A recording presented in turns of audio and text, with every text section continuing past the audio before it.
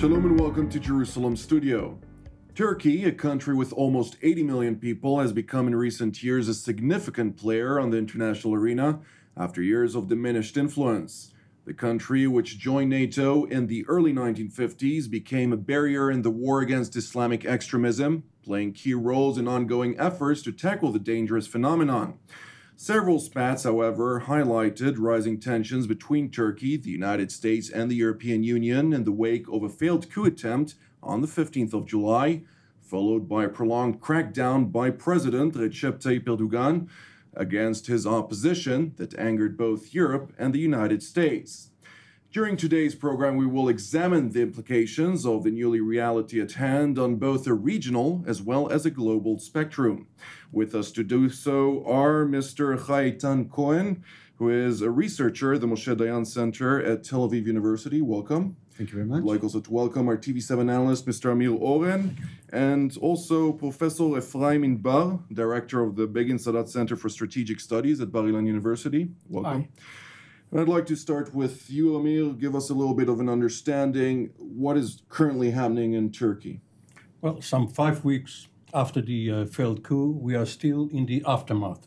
We cannot say that the coup is behind us and that Turkey is back to normal, because apparently Erdogan is using what has happened in mid-July to try and re-establish a new order in Turkey, and perhaps a new regional order in which Turkey is not playing its traditional role as a NATO member, as an ally of the United States, but rather it is trying to approach Russia. It is trying to have some impact on what is happening in the civil war in Syria, including what is happening with the Kurdish forces within Syria. And we are about to see perhaps a new policy which Turkey is adopting vis-à-vis Europe, because it all emanates from Erdogan's model of a new Turkish government. In the crackdown since the failed coup happened, more than 76,000 civil servants were arrested. Judges and security forces have been suspended and nearly 5,000 dismissed. Many things have given the Turkish administration the legitimacy to a certain extent in front of their public in order to deal with all kind of people, whether they have indeed been part of the coup or not. That is debated both on an international as well as domestic spectrum. However, it seems like Turkey is heading to a very difficult position in front of the international community. How does it seem to be ongoing within the Turkish constellation? Well, the Turkish government declared the martial law, the state of emergency, just after the military coup. And according to the Turkish constitution, it is perfectly fine if you have the authorization of the Turkish parliament. So if we are declaring and defining Turkey as a democratic state before the coup, so Erdogan is still playing the game according to the same rules. So if we are looking from a Turkish angle, from the Turkish point of view, Turkey is still a democratic country, which Erdogan basically is exercising the powers that are derived from that democratic constitution. I just wanted to emphasize one more thing. That particular constitution was made by another coup in 1980. The fact that we are calling it, let's say, a semi-democratic constitution is because of the fact that of like 85% of that constitution was amended. But still Erdogan wants to make more amendments and wants to basically turn Turkey into a presidential system republic, instead of parliamentary system. He wants to turn Turkey into a presidential republic. And for that, I guess he's going to basically exploit this state of emergency to the end to persuade the Turkish public that there is no need anymore for the parliament, and let's name the baby. The baby's name should be a presidential Turkey. Professor Inbar, how do you perceive this? And also, prior to the coup attempt, there have been questions with regard to an agreement reached between the European Union and Turkey on the matter of migrants and refugees flooding into the continent. One of the key aspects of that was that the European Union didn't agree to give Turkey the free visa travel for its citizens due to a certain law when it comes to its counterterrorism laws, which allow the Turkish government to really exercise crackdowns on opposition groups as well as other aspects, or so the European Union has claimed. How do you see Turkey now that it currently is implementing harsher rules when it comes to that law? How is it perceived by the international community? Is the European Union really capable of stopping Turkey from doing anything about that? Or is there something ongoing when it comes to Turkey realizing that it has a free hand when it comes to that? Well, first of all, I think that the coup was a good opportunity for Erdogan to continue with former policies of Islamization of the country.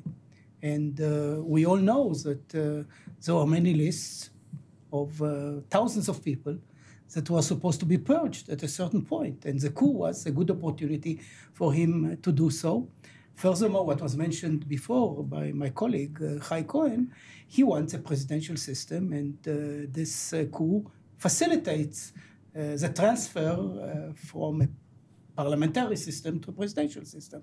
So the coup was a boon for Erdogan in order to continue the former policies. I think to some extent also the situation in the Middle East brought back some sense into the Turkish foreign policy, particularly when coming to Russia. Immediately after the coup, Erdogan decided to fix its relations with Putin, that they were good friends before, actually, and they are very similar in many ways, after all. Not great Democrats, and having the same vision for their country, a country of playing an important role in the international scene. Vis-à-vis Europe, I think Erdogan holds a wonderful card. He holds hundreds of thousands of refugees that want to go away.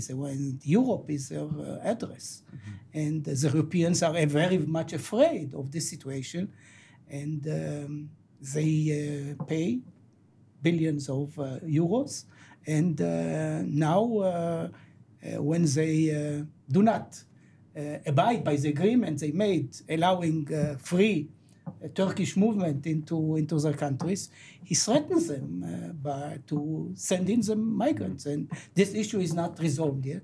Mm-hmm. And we shouldn't have any illusions. Erdogan is a bully, and he's going to make good on his threat. Well, Amir, I'm actually curious about the perception, because we're talking now in a Western perspective towards Turkey, but to a certain extent, the Turks are right. They are dealing with an ongoing threat of Islamist organizations targeting both the Atatürk airport and other places, with bombings that have claimed dozens of lives in Turkey, as well as other aspects when it comes to ongoing agreements that were not implemented on the Turkish side. They perceive this, I have spoken to some officials there, as bullying by the Western countries towards Turkey. So where does Turkey actually stand here when it comes to its rights and its strategic values that it wants to maintain? There are two separate issues here, even though, of course, they are connected, but they are separate nevertheless. One is the internal makeup of Turkey as a country.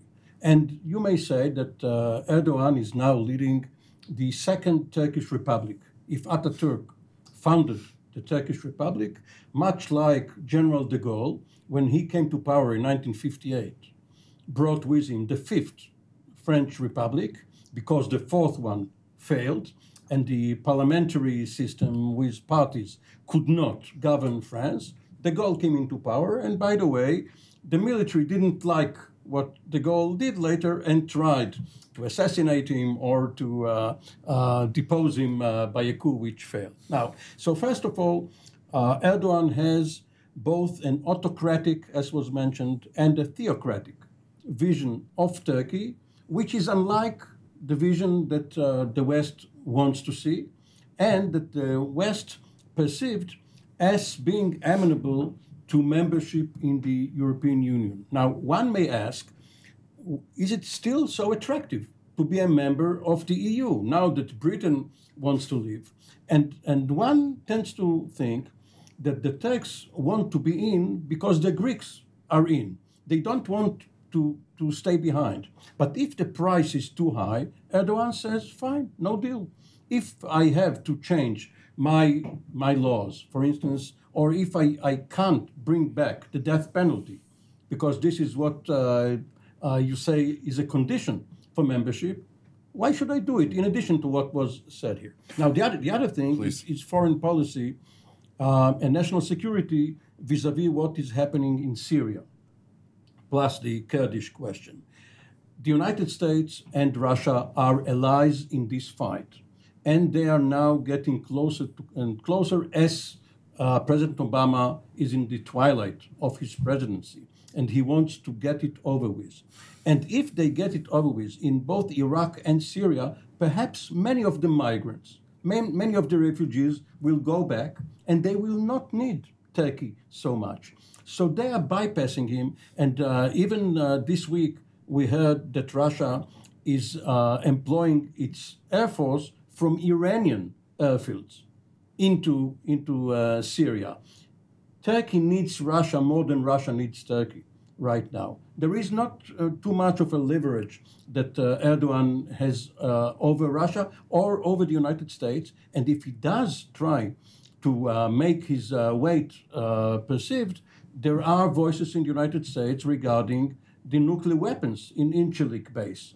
The obsolete, at least policy-wise, perhaps the weapons themselves are not obsolete, but it's an obsolete policy from Cold War days. And if Russia is not the enemy of NATO or of the United States, why should Turkey have on its soil nuclear weapons which Erdogan might one day try to seize? So Erdogan is perhaps it looks as if it was a boon to him, the coup. But if you look longer term, he might be at the apex of his power and starting to decline. Well, Mr. Cohen, I'd like to hear your comment on this. On the one hand, on the other hand, also to understand also deeper into the relationship between Turkey and Russia. On the one hand, it's been an ups and downs over the years and decades, and it never was a linear equation when it comes to their friendship. But on the other hand, we do see a certain strategic value to their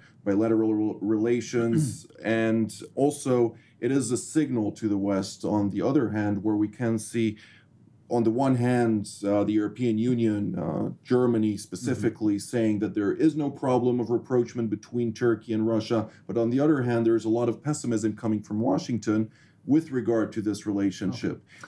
Yeah, first of all, please let me respond to your comments. I really don't think that Erdogan has a theocratic point of view. When it comes to Turkey, unlike Iran, Turkey is a Sunni country, and according to Ottoman tradition, you had the Sultan and you had the Sheikhul Islam, and the Sultan always wants to dominate the Sheikhul Islam, which means Erdogan would not like to see an Ayatollah above him. Instead, he would like to tell the religious cleric like Mehmet Görmez, the head of the Directorate of the Religious of Turkey, the Directorate of Religious Affairs in Turkey, Diyanet, what to do. This is the first issue.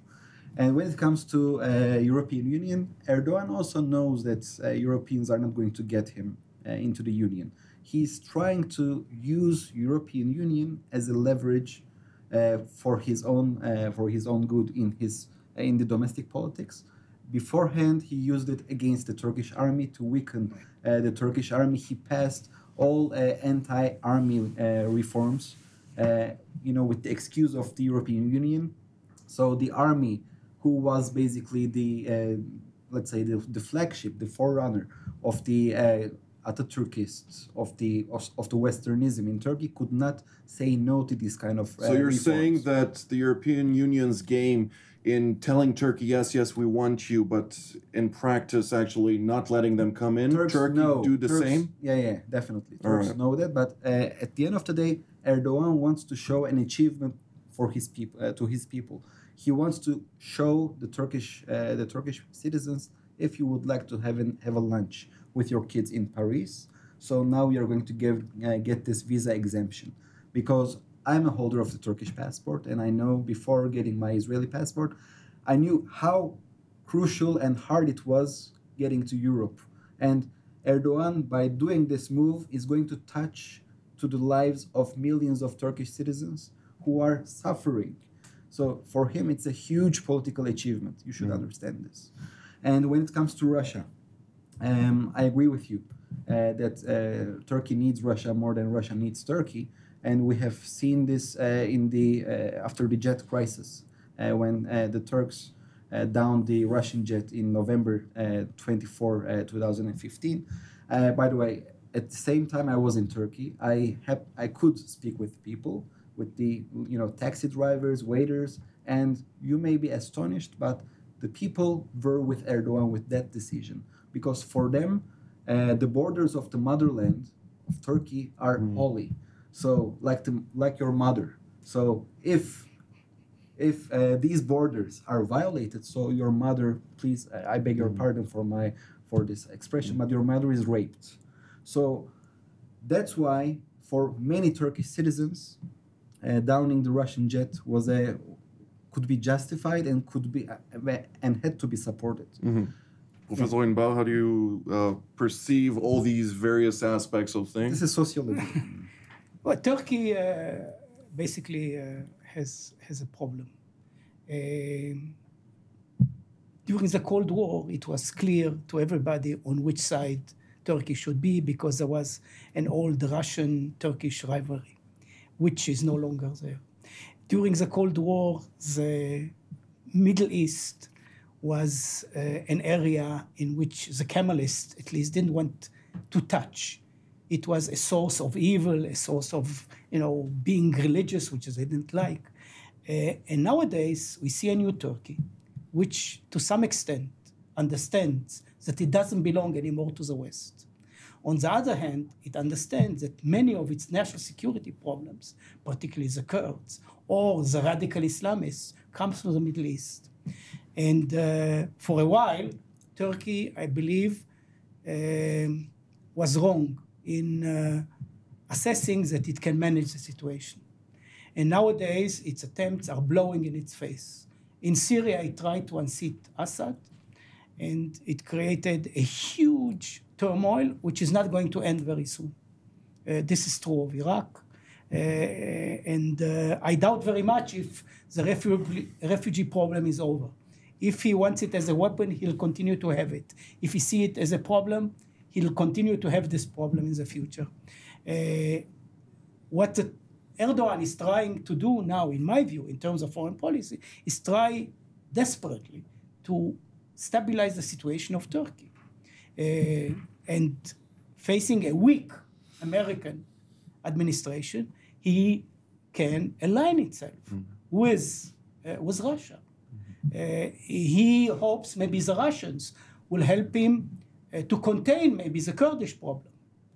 He, at the same time, with Iran, there is, again, a historic rivalry between Iran and Turkey. Erdogan is Sunni, the Iranians are Shiite. Despite the closeness, particularly in the economic area between the two countries, this is not a relationship between two lovers. They are very suspicious of each other. And with Iran that is growing in power in the Middle East, he has to accommodate it. So they are in a very tricky situation, and it will need a lot of talent.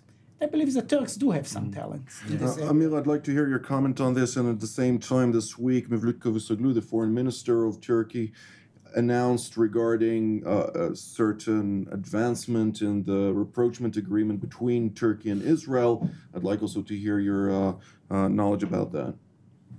The advance, as far as is known, has to do with the parliamentary processes for ratification of the agreement, because the agreement has been announced but is yet to be ratified and then implemented. But it's all a matter of priorities. Erdogan, personally, of course, is very vain and very obstinate. If he wants something, he is not going to budge unless he has to, unless some major force makes him do it. In the 6 years in which he had this conflict with Israel over the Mavi Marmara, he stood his ground, and only when Israel, when Prime Minister Netanyahu thought at the time was right for the same deal which was offered earlier, then they signed the deal. Erdogan finds it easier to deal with democracies such as the United States and Israel than with Putin. When Putin says no, it's no, and then Erdogan knuckles under. And it's a matter of priorities. For Erdogan, it's a nice to have rather than vital that Assad be unseated. He wants Assad out, but he cannot get it because the Russians insist. And for the Russians, Iran and Hezbollah are much more important allies than Turkey is. So if for Turkey the highest priority is the Kurds rather than unseating Assad, they will accommodate the Russians, and the Russians will accommodate the Americans. They will try to get the Islamic State out first and get some sort of a deal in Syria. And what has happened in Aleppo recently shows us that, as was mentioned here, it's a long, drawn-out conflict. It is a war of attrition. It is not going to be finished anytime soon by a decisive battle. So all of the sides will have to compromise and get some sort of a formula, and Erdogan, like others, will not get everything he wants. Mr. Cohen, on Israel? In my opinion, the Israeli-Turkish reconciliation was very much connected to the Russian-Turkish relations. When the Russian jet was downed, Turkey realized that it was isolated in the region. I'm not calling this isolation. They themselves named it as the splendid isolation or the precious loneliness. In Turkish, it's değerli yalnızlık, by the way. So they realized that they don't have an ambassador in Cairo, in Jerusalem/Tel Aviv, in Damascus, in Moscow, in Nicosia. You know, Cyprus issue is another important problem. So when it comes to Eastern Mediterranean, Turkey just grasped the fact that they had to change this strategy. And given the fact that Israelis also had this natural gas resources, and Turkey had to diversify its resources, the natural gas resources, 56% of the Turkish natural gas is coming from Russia. And if you are shooting the plane of that country, and if that country's leader will decide in the middle of the winter, if he's going to just cut off the power supply for just a technical difficulty, so you should basically give some explanations to your people. Right. So that's why Erdogan went to Turkmenistan, Erdogan went to Qatar, Erdogan normalized his relations with with Israel. And I again want to connect these two issues. It's not only Russia; it's also United States. Now President Obama is finishing his term, and in my opinion, whether Hillary Clinton or Donald Trump will be in White House, I don't think that Erdogan can behave to Israel the same way that he behaved when Obama was in office. So in my opinion, he needs to basically open a new page with the new American administration when it comes to Israel. Professor Inbao on Israel?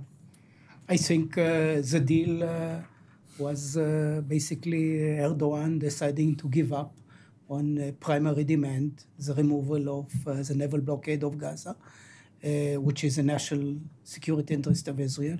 The rest, an apology and money, was something that we're ready to comply with before. And it showed that Erdogan is capable of being a pragmatist. And he showed the same pragmatism vis-à-vis Russia. When there is a need, Turkish foreign policy will display a pragmatic vein, which is something positive. And basically, Turkey, despite tendencies to be somewhat radical, particularly in domestic policies, is able on the international arena to behave in ways that can be predictable and we can do business with. Turkey used to have a very strong card, its military. It was the second largest and at times the largest if you only count manpower in the army, in the ground forces, but at least the second largest military in NATO. It was, of course, the southwestern flank of the Soviet Union and the northwestern flank for Syria and Iran. And in the 1990s, the Israeli Defense Forces have trained with the Turkish military. They created an alliance with Turkey and Jordan. It was a substantive strategic alliance. Definitely. And this strong, but it was not only the geostrategic position of Turkey, but the Turkish military itself as an organized force. Now, Erdogan, for his own domestic and perhaps personal reasons, weakened this card. So it is helping him govern or rule Turkey, but regionally it is weakening Turkey, and the Israeli Defense Forces found alternatives. Rather than train in Turkish terrain and perhaps conduct some planning vis-a-vis Iran, Israel has shifted towards Greece, Italy, and other partners. So Erdogan, when he recuperates from his exuberance, could perhaps reconsider the position of the Turkish military. Mr. Cohen, we're coming to an end. One sentence regarding how do you see the things evolve in the near future? In the near future, Turkey will become more and more centralized, and we're going to hear more criticisms from the West to Turkey, and Mr. Erdogan will turn all these criticisms into political leverage. Professor Inbal, one sentence. Erdogan is a great politician, and I think he'll continue with the trends he started. And if he's healthy, he'll continue to be the ruler of Turkey for many years to come. Amir, one sentence, also with an international perspective towards him. Erdogan, like everyone else, like us here and our viewers, is waiting for the elections in the United States. And come November 9th, the morning after the elections, if, which now seems inconceivable, Vladimir Putin's friend, Donald Trump, is elected, it's a new ballgame. But if not, if there is some continuity under Hillary Clinton, Erdogan will have to reassess his position, and next year we may see some new policy.